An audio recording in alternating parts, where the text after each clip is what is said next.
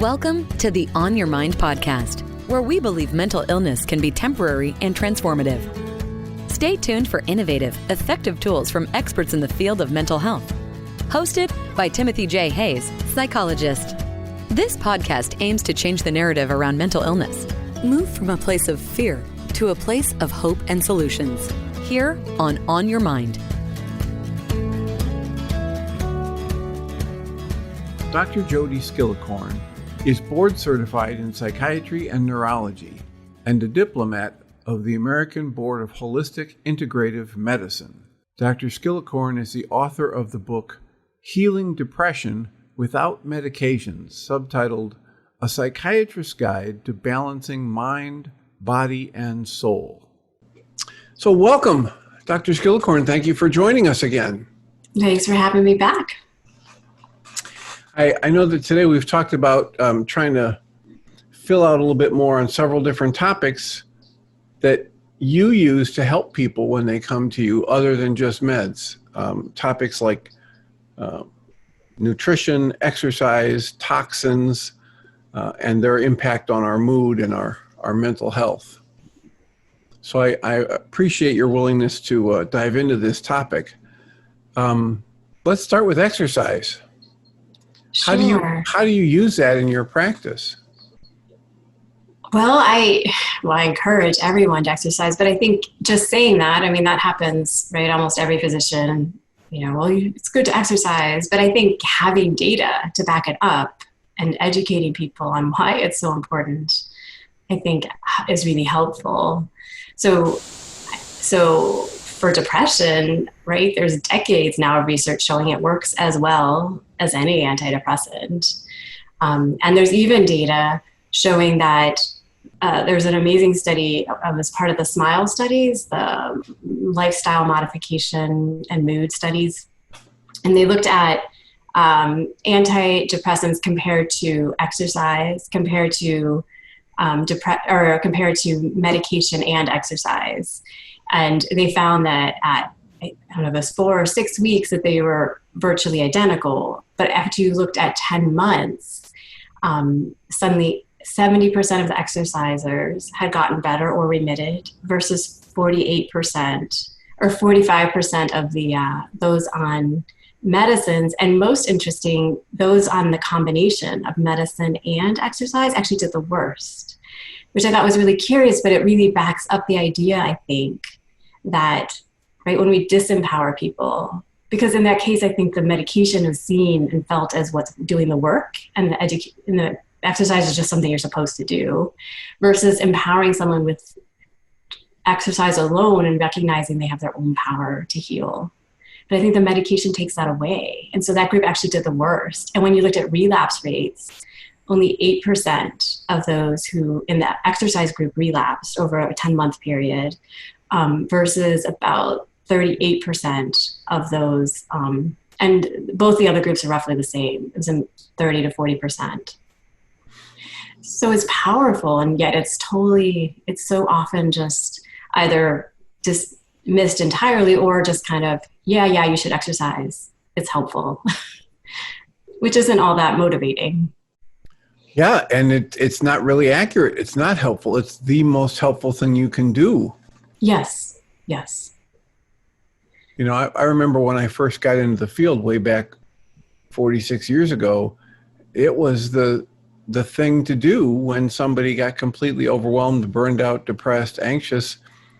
Put them in a safe, comfortable environment and let them get as much physical activity as possible.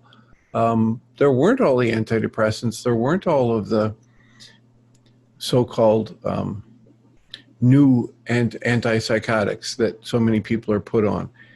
And people got better. And the long-term outcome studies from back then are far better than they are with meds. And that's even with really severe. There even back moral treatment with people that were severely mentally ill with schizophrenia and other things, right? Exercise was always part of that program, and it was effective. Just another, I think a study, I didn't read it, I just saw the headlines this morning. A recent study was done on an inpatient unit with schizophrenia, in augmentation with meds, but still those doing the exercise were improving. And how could they not? I mean, normally in an inpatient unit, you're just sitting around doing nothing, not moving, just wallowing in, your own mind and your own, this strange environment that doesn't make any sense.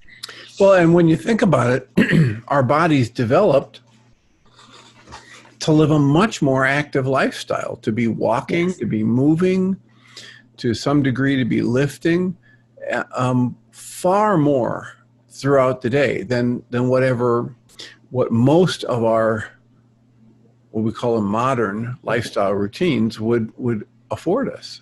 Oh, absolutely. We live an incredibly sedentary life. And I know even when you're just feeling tired, the last thing you want to do is get up and move. But when you do move, you just instantly feel better. It doesn't, so it can just be a whole range of whether you're just trying to give yourself more energy or rather improve your mood overall. But it changes the brain. It changes the brain in similar ways to meditation. It actually increases your neurotransmitters. It improves, it increases the growth of the hippocampus. It increases the connections in the brain. It increases the neuroplasticity so that it's better able to shift and change with new information. It's powerful, not to mention all the physical effects, right? Improving our immune system, decreasing our risk for just about any chronic disease you can think of.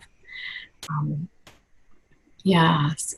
And if you add that, if you exercise, and then what I often tell people is, if ideally do whatever you love, that's the place to start, right? So what's going to keep you going. If you don't like it, you're not going to keep doing it. But if you go outside in nature and exercise on top of that, you've sort of got a double antidepressant effect going on, because nature itself improves mood, lowers stress, decreases depression and anxiety. Just 15 minutes outside can improve your immune system and improve your mood for up to a month. Being outside in green space. So when we're outside in nature, our parasympathetic nervous system turns on. But when we're outside in urban areas and around loud noises, our sympathetic system turns on. So just getting into nature can calm things down too. And so I often just encourage people to go, hiking and try out new parks and just kind of get out of their comfort zone, which is also so much of depression is just being stuck. And so if you can get someone to go to a new park or just and explore something new. Well, yeah, and just a little bit of sunshine and a little bit of fresh air goes so far. It does. When we're so isolated, basically, from nature in our homes and in our offices. So.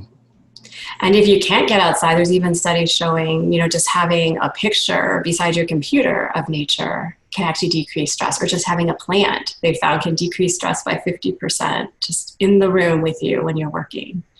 But we're just designed to be connected with nature.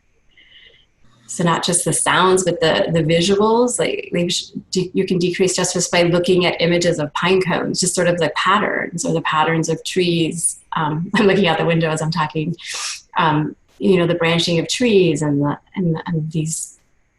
these have a powerful effect on our system as well. And then just touching the ground itself, and no one ever talks about this, but the ground is anti-inflammatory. The earth is anti-inflammatory if we take our shoes off.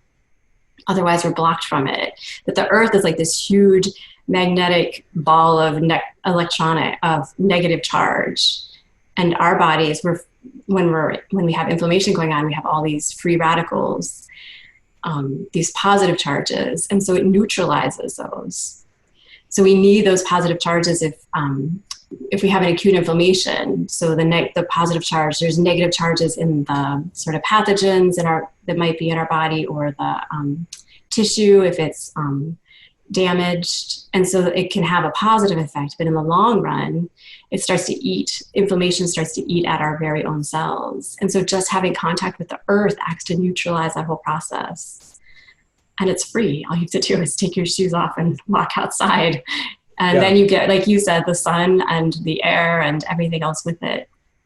Yeah, and for those people that don't, I know it was kind of a fad for a while, maybe 10 years ago or so, they would sell grounding pads. Yeah.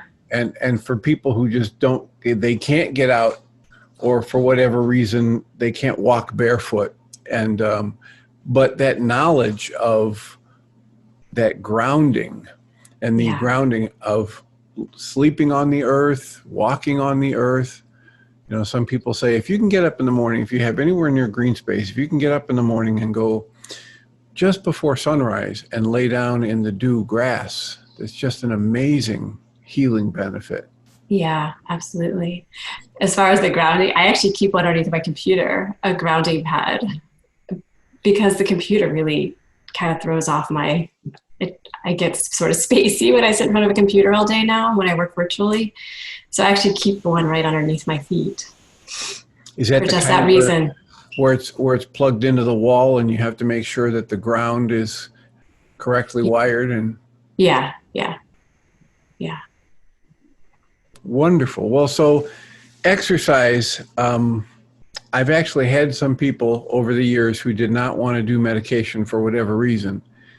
And they would just basically beg me, you know, what can we do other than exercise? And well, we can talk about some things in therapy, but, you know, back then I had some research, I would quote them, that if you can do 2 different episodes in the day of getting yourself to aerobic level exercise and then maintain it for 15 or 20 minutes, that's going to change your brain chemistry. That's going to be a benefit. And I've only had about 3 or 4 people who've actually done it and come back and reported, that's it. I'm, 3, 4 months later, 6 months, a year later, I'm doing great. And as long as I keep up that exercise routine, I don't need medication and I'm not depressed. Yeah. And it doesn't actually take that much. There was a study, I think it was in the American Journal of Psychiatry, where they found that just exercising for 1 hour a week, so that's 9 minutes a day, could decrease the risk of depression by 44%. 9 minutes a day. I mean, that's mind-boggling. And so I tell people, right, it also doesn't have to be what we consider exercise, right? We forget that, just gardening or parking, when you're going to a store, just park as far away in the parking lot as you can. And so those things add up as well. And a lot of people do like I don't like them, but the Fitbits, to kind of keep track so you can see, and then it becomes an incentive to keep moving to get to your certain goal.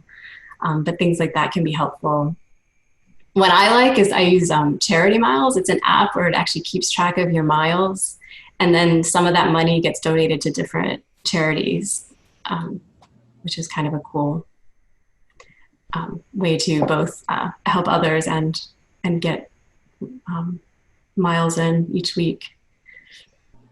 Well, one of the last times we were talking about the mindset I have, the study they did with hotel and motel workers that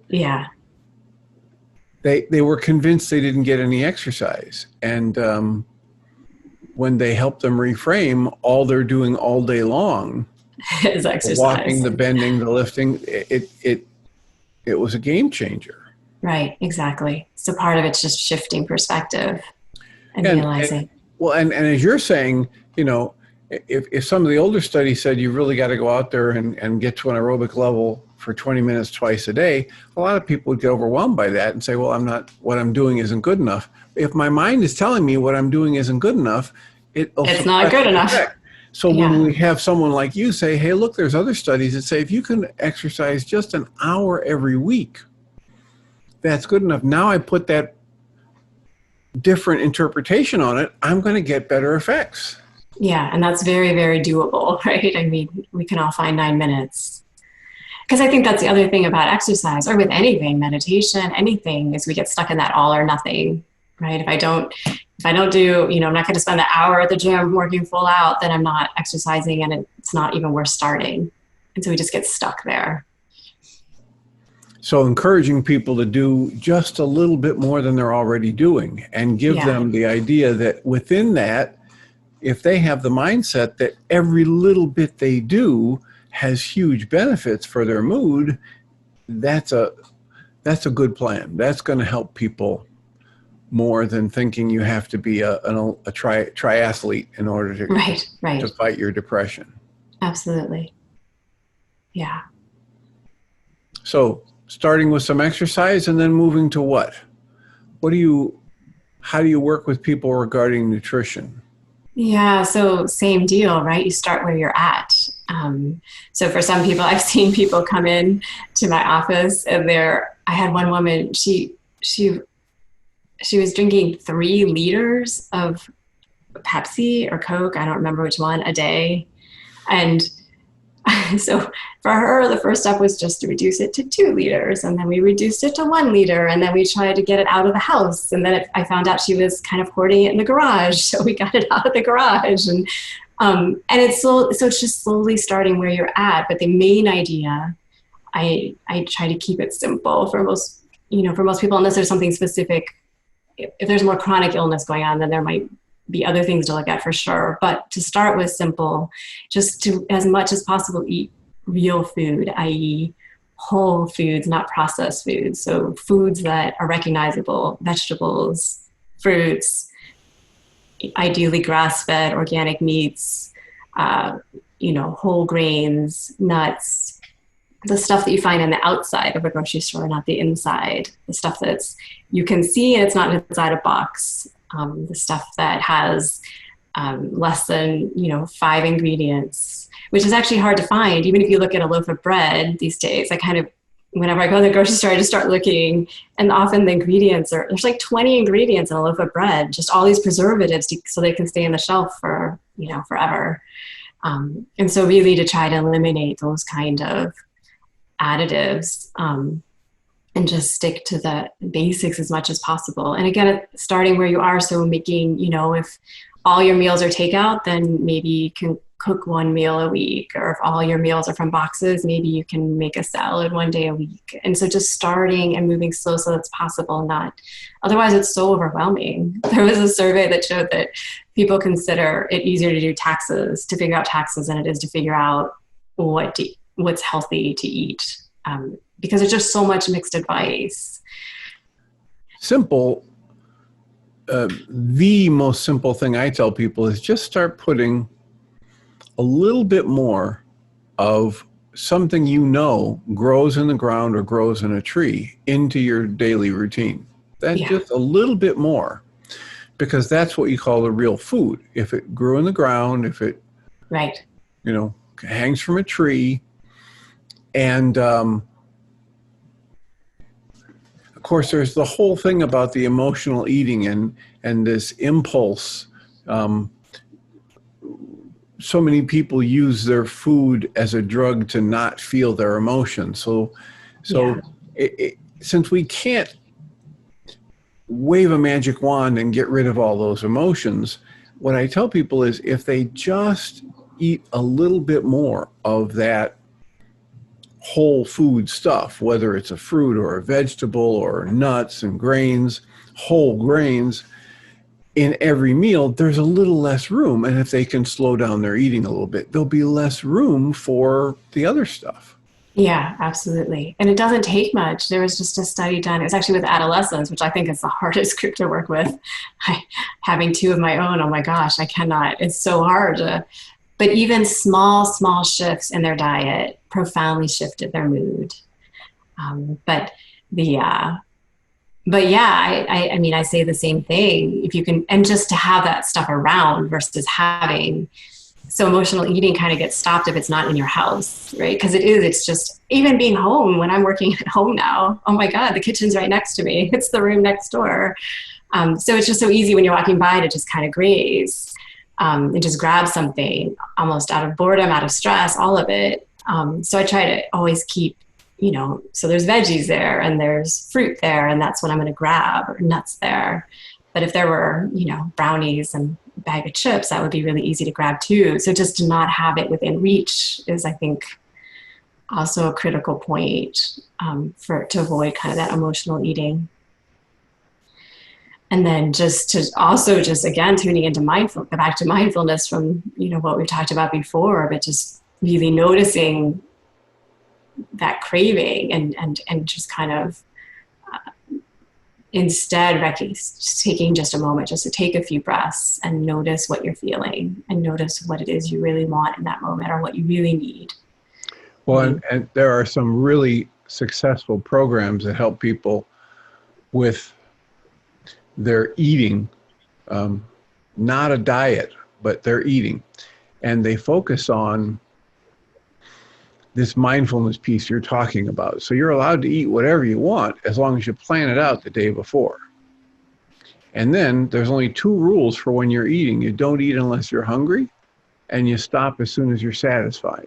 Not full, you're not bloated full. Yeah. If you can put that much effort, the conscious effort to just map out, and you can have fast food, you can have candy, you can have cake, whatever, as long as you plan it out the day before.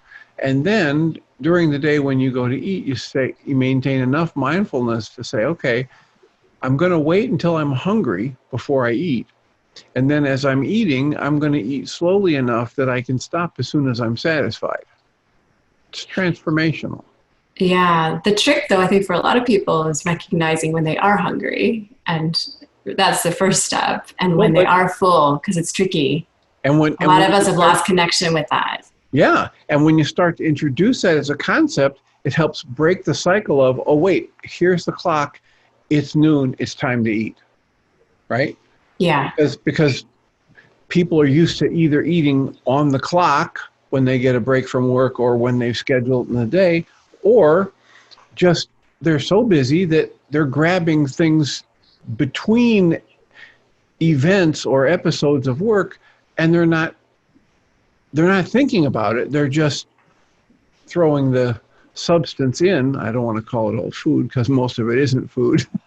Yeah, they throw the substance in and they get that full feeling and then they go on.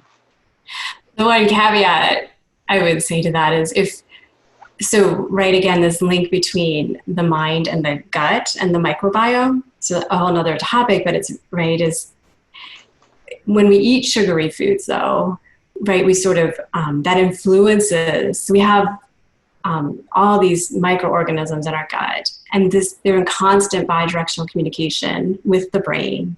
And so it's beyond that. They actually are like telling, so when we eat a lot of sugary foods, the microorganisms that thrive on sugary foods, the more unhealthy ones, sort of take over. I think of it sort of like gangs, and they become bigger and stronger. And they literally start sending messages to the brain that you want and that you need a sugary substance right now because it's their way of survival. Right. And so it becomes really hard because I tell this to people too, because it's not just about willpower, right? Because I think there's often all the negative, I want it, and then when I have it, then I feel guilty. But some of it is beyond that. It's right, literally these organisms are telling our brain, like, you need the sugar right now, and can make it so hard to counteract that. And so then it really is a matter of kind of eliminating those things from the diet temporarily so that we can reestablish balance, so that we can get clear messages to the brain of when we're full and when we're not full and what we really need versus, right, sort of these powerful source that is not even part of us sending these messages of a different message. So I think I totally agree with what you're saying as far as the mindfulness, but I think there is the other piece where we really do have to watch what we're eating, especially initially, to kind of get enough balance to find that place. Absolutely. There have been a number of people I've worked with, and they're just so locked in that sugar craze and crave that the only way they had success was to do a day or two fast.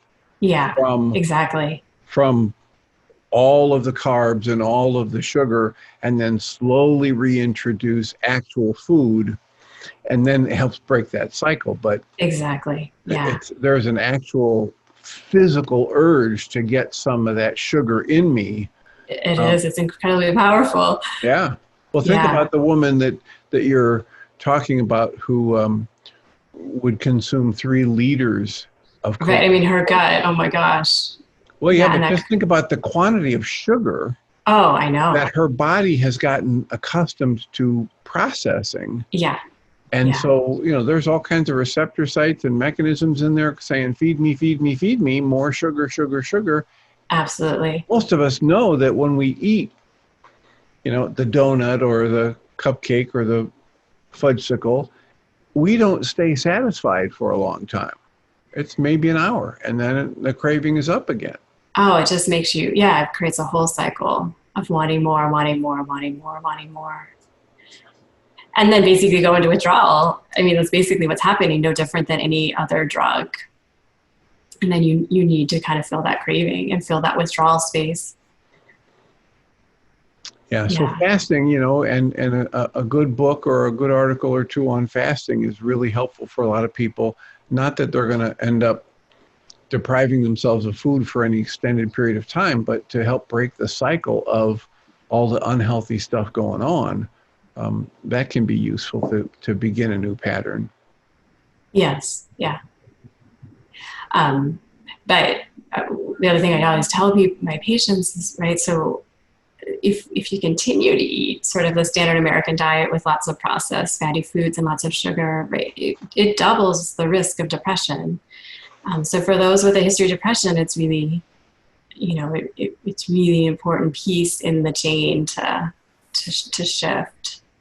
And there's lots of studies now showing that by making these small shifts, right, it can be very significant, the improvement in mood and health altogether. Well, and they're linked, so it's impossible to separate them out. That's right. And if we can help people become aware of the link, because sometimes the changes happen so gradually, if I'm going from a very unhealthy or a moderately unhealthy to a healthier diet, it's not like a light switch is thrown and or I'm hit with lightning, but it's this gradual change. And after a week or two, I realize, I'm moving better. I don't have as much pain in my joints. I'm a little bit brighter mood. So if we can help people understand that that's happening for known causes related to a little bit more movement, a lot less sugar, a little bit more of the whole foods, a little bit better, intention and mindfulness, then they can help them stay motivated to continue that practice.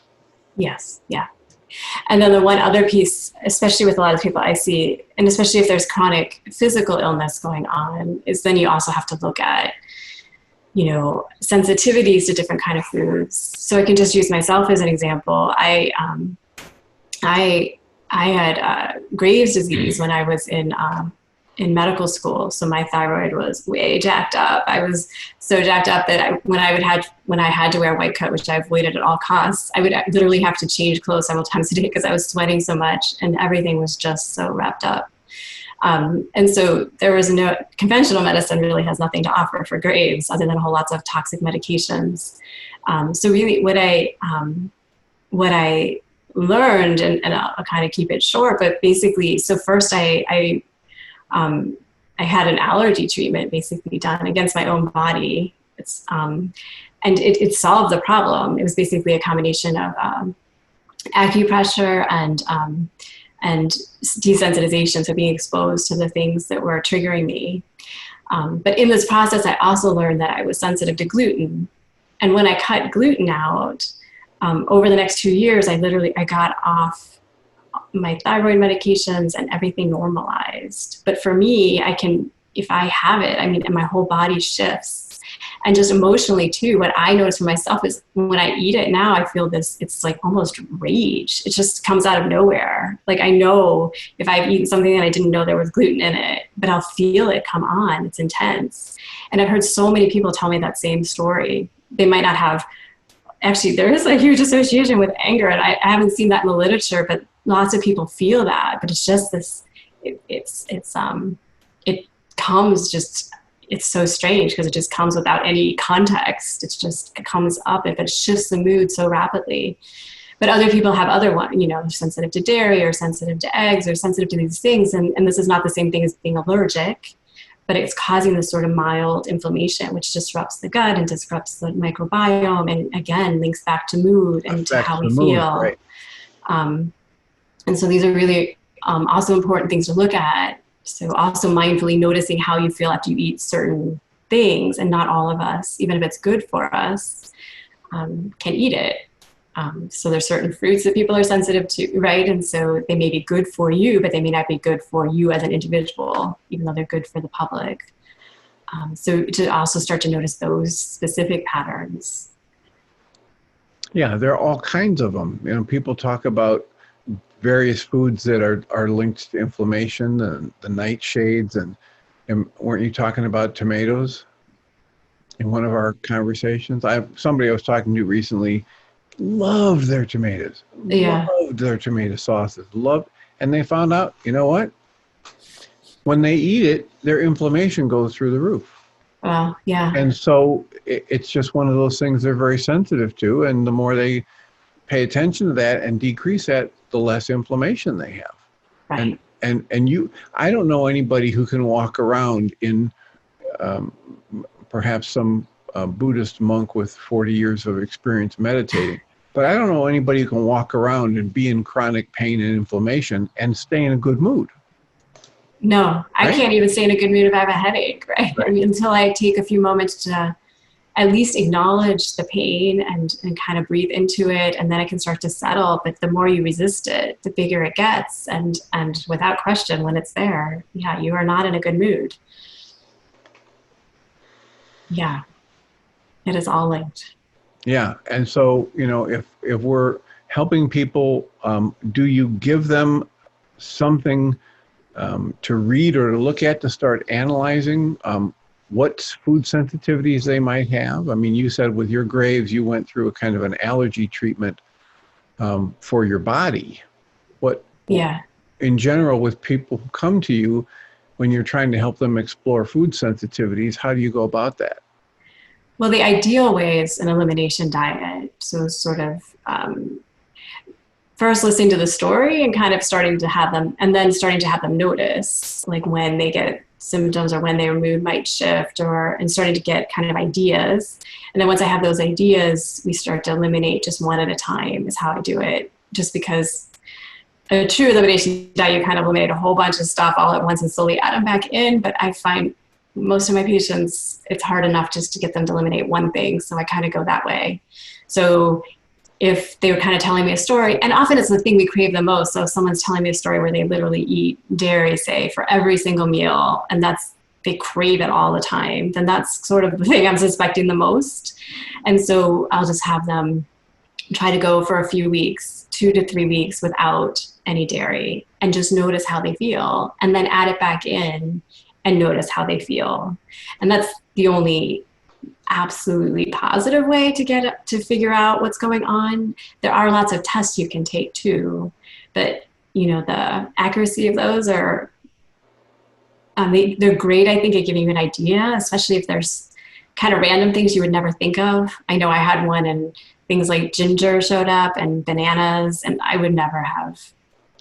I put ginger in everything, which I think is why. And so in my case, right, I stopped ginger for a while, and then my body kind of recalibrated, and now I can eat ginger again. So again, it's not always a permanent thing. It's just sometimes if you get too much of anything, our body starts to react against it. And so it's all a matter of balance. But that's how I kind of go about it in general and then, you know, if dairy's not the thing, then maybe we try gluten, or maybe we try, and I kind of go through them one at a time. And if someone's gut health, then I have them go for the full, kind of getting rid of all the main triggers that are the most common, and then slowly adding them back in. So you said if somebody has a gut health problem? A gut health, did I say that? I use the word problem. I thought you said gut health. So I'm not sure what I said, but certainly if someone comes in and has gut health problems along with mood problems, then I would definitely be looking at that. And by gut health, are we talking about obvious indigestion, or, you know, pain after eating, or diarrhea, or constipation, diarrhea, IBS kind of symptoms? Yeah, but not necessarily. It could really be anyone with any chronic disease. I start to, you know, the gut is central to our health and our immune system. So I always look at the gut. And in terms of nutrition or foods, is there something, if you have somebody who's been told maybe they have leaky gut syndrome, or the doctor has told them that, or is there something that you recommend in terms of nutrition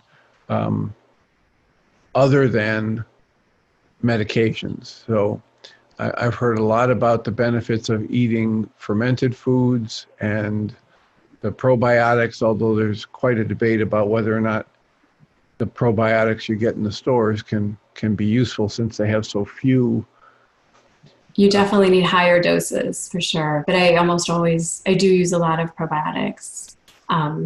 And yeah, so ideally, right, again, starting with the diet, fermented foods are great. And so anti-inflammatory foods, which is just back to what we were talking about, fruits, veggies, whole grains,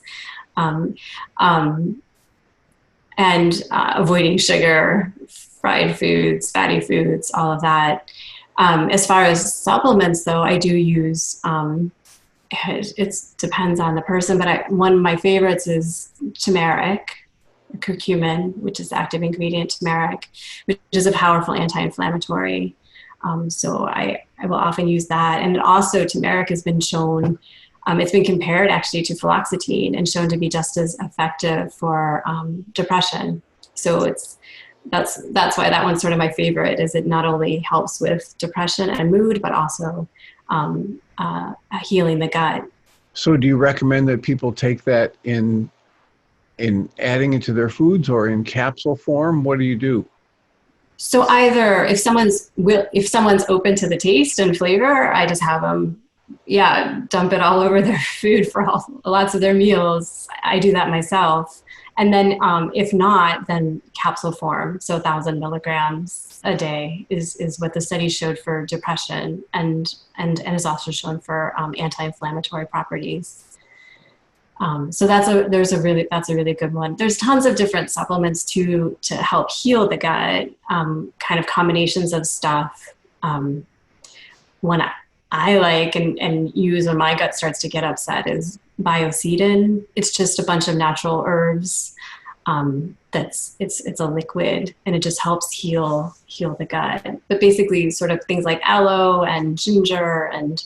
So can you spell the Biocidin? Yeah, Biocidin. Okay. Yeah. And that's actually sold on Amazon, and as well as through the company and through other places. But that one's actually easy to get. It's not cheap, but it's easy to get. But I've tried lots of them, and that one I found has been quite effective. And what do you notice when you take the Biocidin? So, for example, if you have bloating or symptoms like that, it just settles the symptoms, and also settles some of the cravings I found. So, is that something you take as needed or daily? What do you? It can be either. So. For myself, I take it just as needed when I start to notice my diet, like especially I usually take it after I go on vacation. My diet always gets messed up. So I just and then I go back to my normal diet and then everything goes away. But for other people that are having issues kind of taking it until things start to settle and until their diet can start to shift enough that the diet can support the gut health. Is there a particular kind of probiotic that you recommend? It kind of varies. It varies by the person and because sometimes for some people, if you take too much, right, it can make the problem worse initially. So you almost have to titrate up. And I think that's a lot of the reason a lot of people have problems with the probiotics is they either are taking one that's so little that it's not doing anything, or so much that the body's there's sort of an internal war going on between sort of the healthy bacteria and the unhealthy bacteria, and it doesn't feel good. It feels very uncomfortable. So kind of titrating up. No specific brand, though. I kind of play around with different ones depending on the person and depending on what's available. And they range dramatically in price and ease of use. I know some of the more expensive ones, you get the starter kit at home and you're growing your own, and you have to keep adding it to yogurt culture and things like that, and so there's all kinds of either a range of prices and a range of ease of use for those. Yeah. But truly, the best way to get it, fermented products are a great way to get it instead of just taking a pill. I try to eat something fermented every day. A lot of people don't realize how easy it is to make your own sauerkraut, things like that, where it's just, simple recipes that you can't eat it, the same day you make it, but a week or so later, you can have, and what's in it then. There's no additives and preservatives, and it's just a little salt and a little cabbage. I still have to try that too. I've never made my own. It is, it's remarkably easy. Now, people talk about kimchi. I think that's a little bit more involved, but there's a way to fix kale and have it be raw, so it's not been heated, but it's actually kind of cooked in the combination of I can't, the word went out of my head. So you put lemon juice and olive oil and the bean curd. What's the white bean curd paste that they use? Tofu, miso. Miso. So you take white miso, equal, portions of white miso and olive oil and lemon juice, and you clean the kale, strip the veins out of it, and then chop it into small pieces, and then just massage it with your hands like you're kneading it like dough, and work in the miso and the lemon juice and the good olive oil and whatever seasoning you want. Some people, instead of seasoning it, they'll just buy a high quality, very few ingredient Italian dressing. So it's got the olive oil in it and seasonings, but you just knead it like dough, and it collapses down from whatever quantity you had down to about a fourth of the original size. Yeah. Because you're breaking the fibers of the kale down, and then you put it in a covered container and let it sit in the refrigerator overnight. The next day you're eating it, and you can eat from that. Wow, that sounds amazing. It's amazing. And you can eat from that for the next 4 or 5 days. And by the time 4 or 5 days is gone, if you haven't eaten it all, you've got something that's really like the consistency of cooked spinach. It's an amazingly good way. And there's that, the miso helps that, natural, gentle fermentation process. So it's a really good way to eat kale and not feel like you're cutting the inside of your mouth and it's all gooey. I want that recipe. That sounds really good. There's a book available off the whyagain.org website. It's called Raw Recipes, R-A-W Recipes. And they had a fabulous chef who would go for 20-some years. He went to their intensive center, and the food was just off the charts good. It was all raw, all vegetarian, but he was a gourmet chef. So you had no idea that what you were eating was just vegetables and nuts, and so they started collecting the recipes. And okay. It's a little daunting for some people because they were making these meals for 15, 20, 30 people at the intensive center, and that's what is in the recipe. So you have to work some percentages and whittle it down to your family of 4 if you're eating it for 2, etc. But yeah, that recipe is one of the many that's in there. Wow, that sounds really, really good. And really healthy. It's a good thing to be adding to your diet. So then before we run completely out of time here, do you want to say something about toxins? We had talked maybe about addressing that.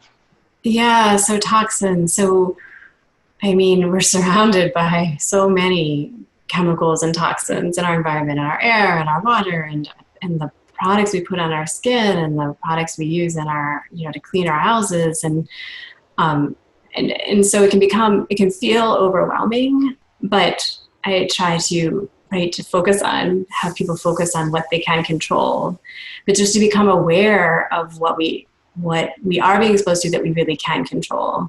One is medications themselves. A third of Americans are on medications that actually cause depression. And beyond that, a third of medications that have been FDA approved later, get taken off the market because of side effects, and also or else get a black box warning. So, even the act of for a lot of people I see, they're on tons of medications. So one way of reducing toxins in our system is to reduce the number of medications, because obviously the more you're on, the more side effects are possible, and it just amplifies everything.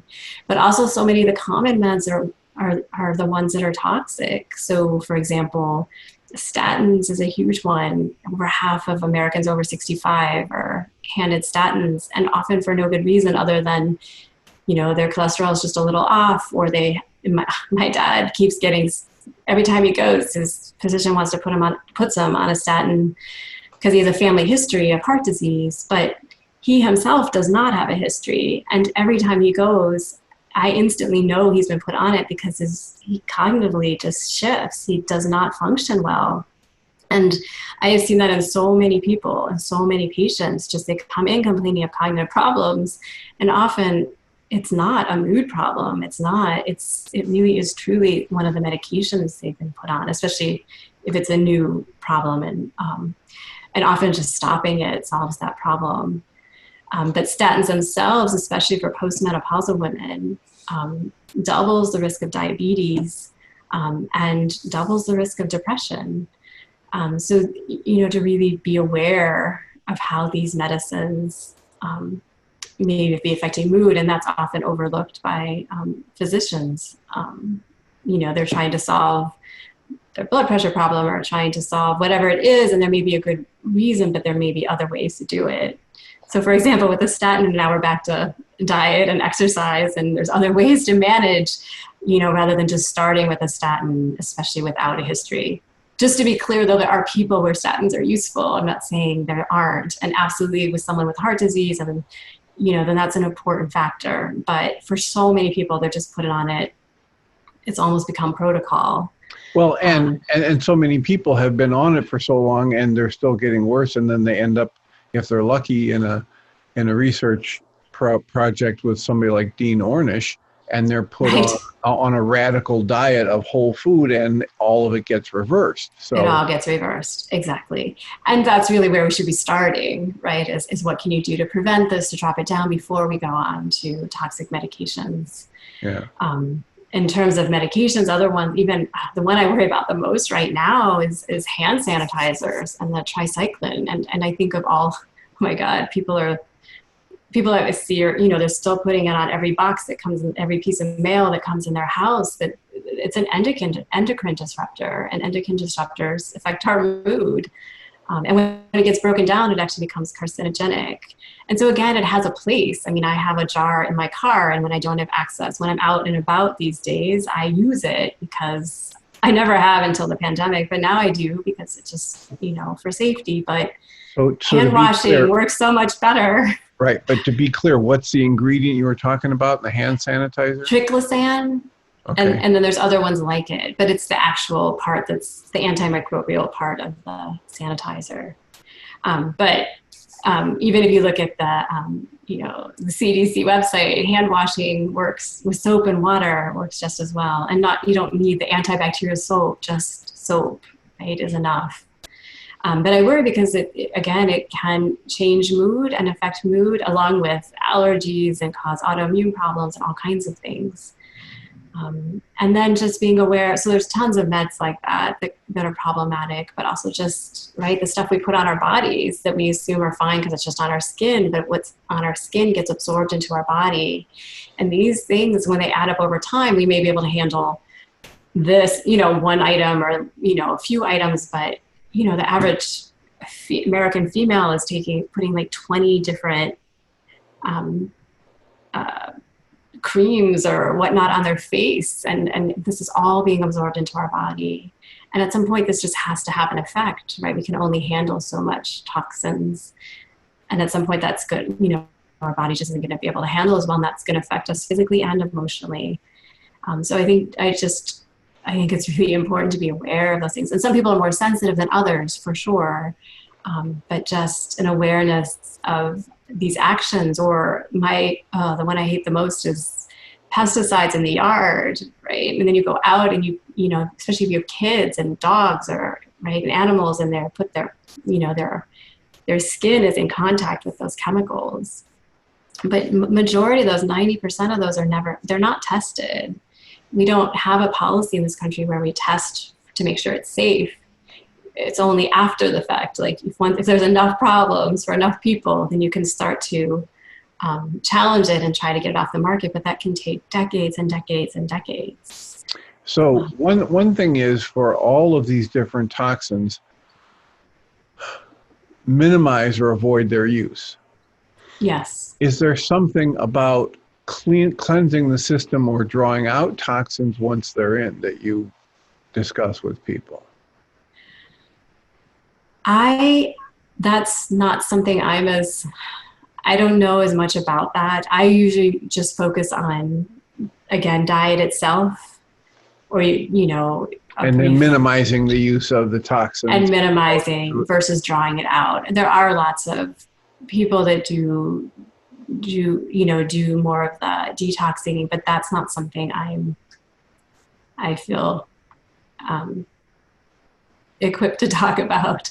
I know that there's a lot of debate about it. So, there are some simple things that fasting is always good. And there's the what they call the master cleanse, which is simply good, clean water. Probably best if it's distilled water. With lemon, yeah. So the juice of a lemon, as much cayenne pepper as you can stand. And most people like a little bit of either B-grade maple syrup or like a buckwheat honey, just to take the edge off of the cayenne pepper so they can put a little bit more cayenne pepper in it. And some people use that as a fast. They'll have a day or two where that's all they're putting in their system. Some people like to just add it anytime they've got a sniffles, anything with mucous membranes, because the combination of the lemon and the cayenne pepper helps break up the mucus and flush it out of the system. And then with it, of course, the mucus is that mechanism within us that's trying to hold on to toxins, trying to seal it off from us. And so that's the only thing that I know that I start talking to people about in terms of detoxing. There's all kinds of far more there's all kinds of elaborate. But absolutely, distilled water and lemon is a good way to go. And if you can handle cayenne pepper, I myself cannot handle cayenne pepper. Well, I hate to do this, but we're going to have to wrap this up because I've got somebody else coming in the office. But it's a delight talking to you, as always. Thank you so much. And I'll stay in touch. And Sounds good. I'm going to recommend that I will send you that recipe for the thank you. Raw cooked kale. And I look forward to hearing how you like it. I will let you know. Thanks. All right. Stay healthy, and thanks so much for taking time with us today. Thank you. All right. Take care. Bye-bye. Bye. Dr. Jodie Skillicorn is board certified in Psychiatry and Neurology and a Diplomate of the American Board of Holistic Integrative Medicine. After graduating Phi Beta Kappa from Skidmore College with a BA in English and working for nearly a decade as a photojournalist, she attended Ohio University Heritage College of Osteopathic Medicine. She completed her psychiatry residency at Northeast Ohio Medical University. Dr. Skillicorn is the author of the book Healing Depression Without Medications, a psychiatrist's guide to balancing mind, body, and soul. At her private practice in Stowe, Iowa, Dr. Jodie Skillicorn integrates conventional medical training with evidence-based holistic methods that include breathwork, meditation, yoga, mindfulness-based cognitive therapy, eye movement desensitization and reprocessing, known as EMDR, emotional freedom techniques, mind-body medicine, nutrition, exercise, and auricular acupuncture. Dr. Skillicorn believes strongly in the body's ability to heal itself if given resources and support, and the importance of empowering patients to take back their own health through simple but effective lifestyle changes. You've been listening to the On Your Mind podcast, offered by Journey's Dream, where we support people through mental health challenges to a place of true and lasting well-being. If you love our show, we invite you to visit onyourmindpodcast.org to join the conversation, access the show notes, and discover our helpful resources. Thank you for listening.